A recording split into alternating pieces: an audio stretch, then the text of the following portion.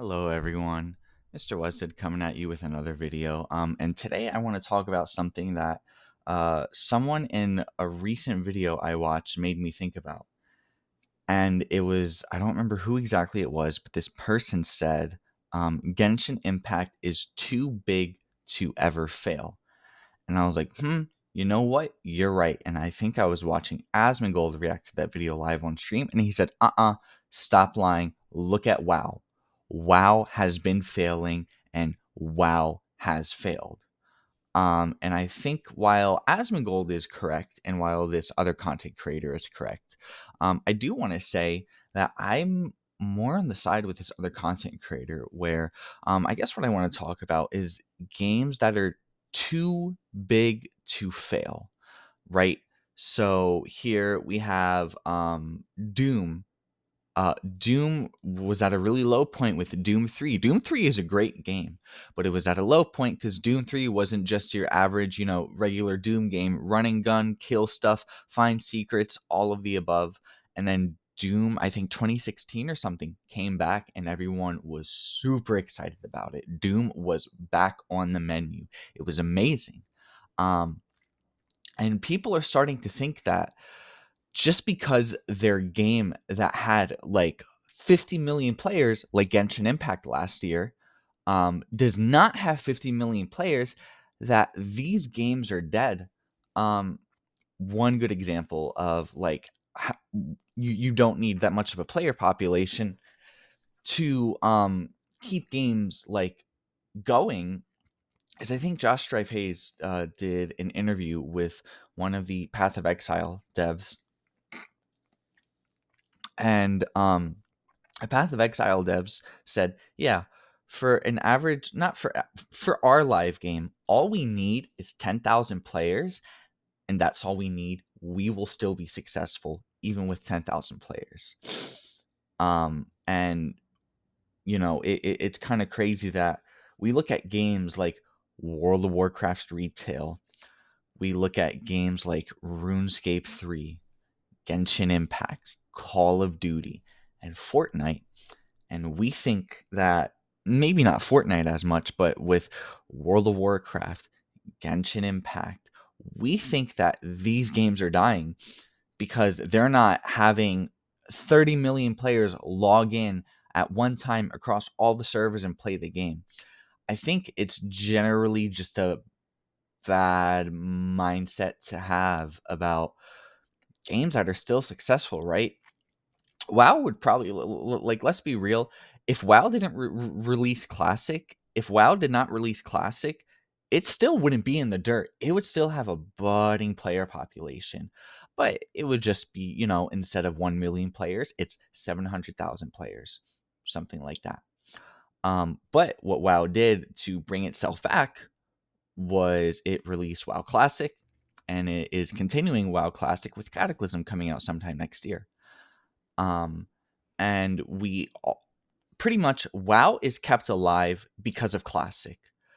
The reason being is Classic is like a portal back to 2004 or 2008 if you're playing Wrath of the Lich King. It's a portal back to that time period to play things the way they were back then and to try and recapture that feeling that you had when you were like, you know, 10 to 14 years old when you started playing. I started playing when I was, I want to say 11. But it gives you a portal back to that time period to when you started the game. So that way you can recapture those exact feelings you had when you were young. But I think what happens with WoW Classic is you're never able to recapture those feelings because nothing will ever be as it was. However, you are able to,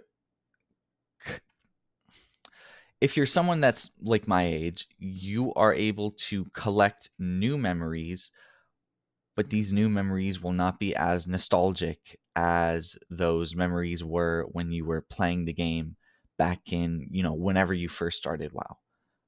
And for the majority of people, everyone first started playing WoW in between like vanilla launch and Cataclysm. That's when the majority of people started playing WoW.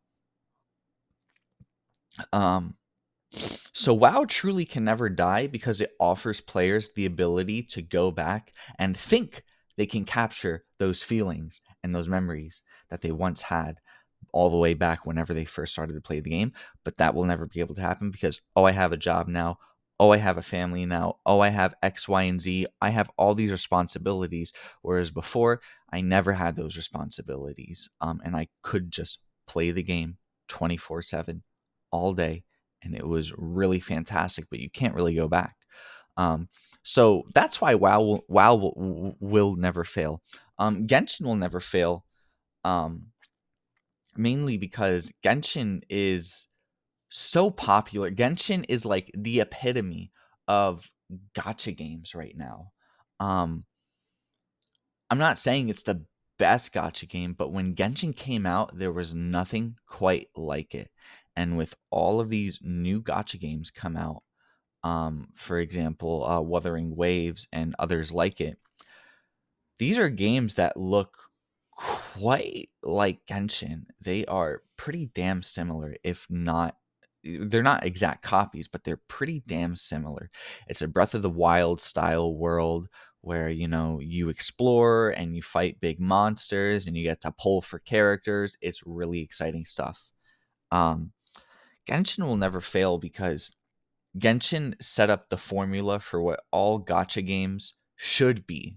Not what they need to be, right? Because you still have people playing stupid games like Epic 7 and stuff like that. But Genshin set up the formula of like, okay, you want a good gacha game that players will latch on to. You should make it like this. And Genshin gave everyone the formula, and Genshin will never die because Genshin is the originator. Um, yeah, so I mainly just wanted to come on here. I'm sure that throughout this video, I'll have put up visualizers of like, this is how many players Genshin had, this is how many players WoW had.